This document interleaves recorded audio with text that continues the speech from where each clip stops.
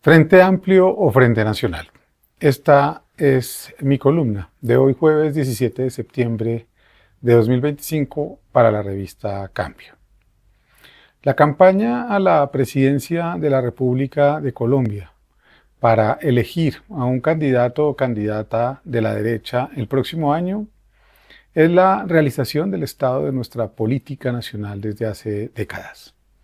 Brillan los personalismos, escasean las ideas. No se habla de proyectos de sociedad, sino de heridas ocurridas en la vida de sus protagonistas. Todos luchan por conseguir un lugar de preeminencia en las redes. Dime cuántos seguidores tienes y te diré quién quieres ser. Todos contratan encuestas en las que aparecen nombres de prueba.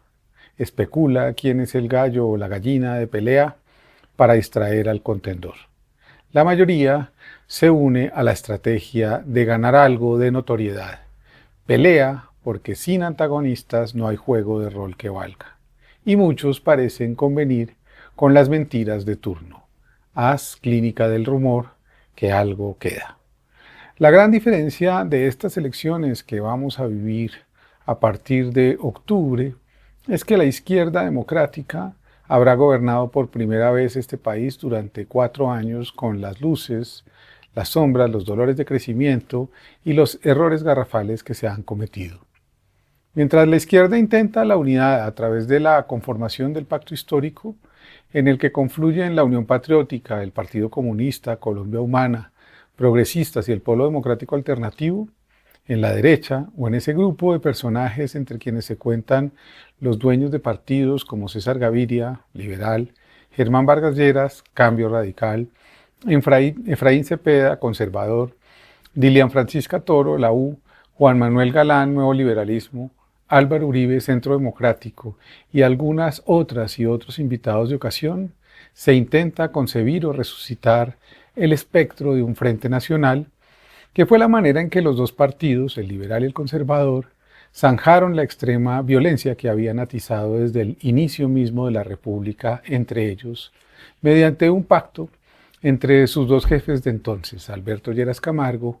y Laureano Gómez. Antes del golpe militar de Rojas Pinilla en 1953,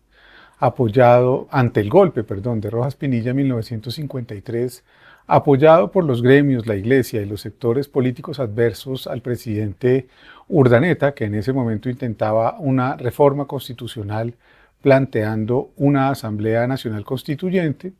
los sectores en pugna parecieron comprender que o se ponían de acuerdo o iban a perder el poder que habían cooptado y concentrado durante décadas hasta ese entonces. Por ello, en 1956,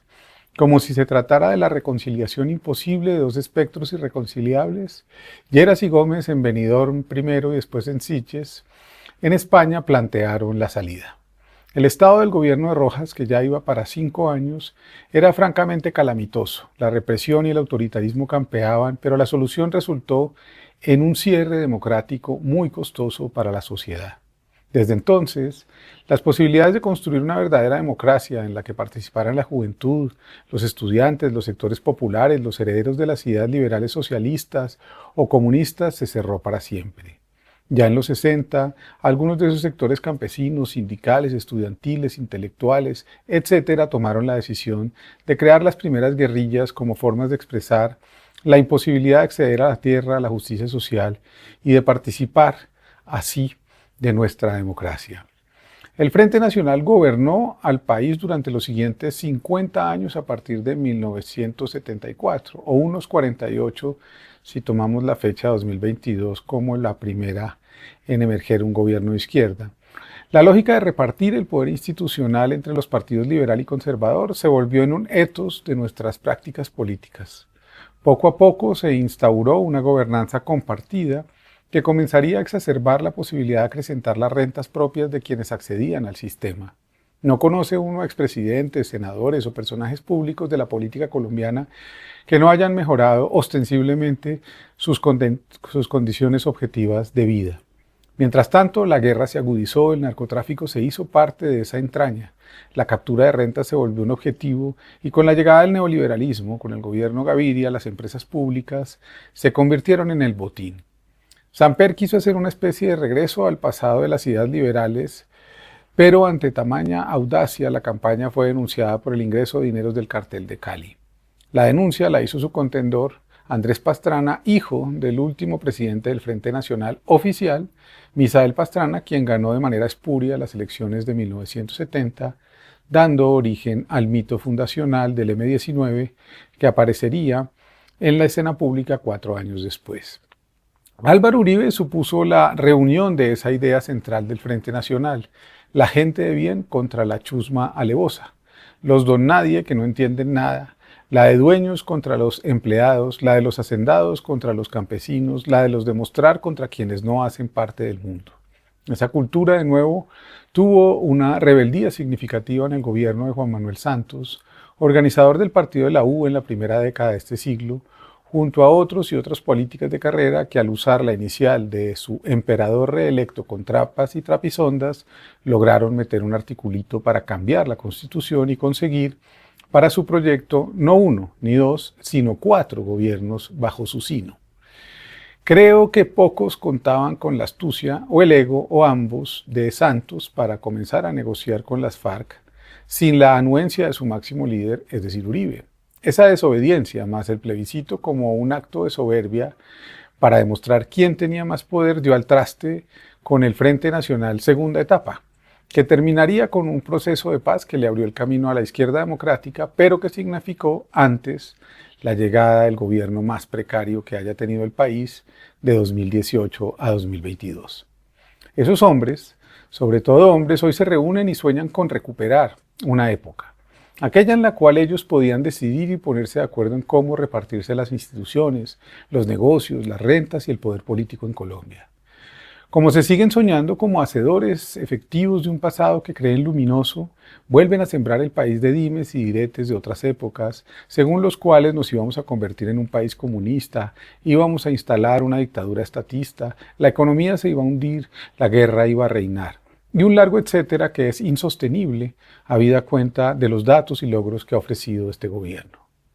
Esas reuniones en casa de César Gaviria Trujillo y la manera en que idean ese nuevo pacto se parece mucho al pasado y muy poco al futuro que los colombianos queremos para este país diverso y poderoso como pocos en el planeta. El pacto quisiera instalar otras gloriosas décadas de Frente Nacional en nombre de las buenas costumbres, la estabilidad, el orden y la seguridad, como si no se sonrojaran del estado en que Colombia ha andado en las últimas 7 décadas. Un Frente Nacional 2.0 capaz de recapturar y encerrar a los desobedientes y regresar a los días en que quien se oponía podía dar por sentada como mínimo una amenaza,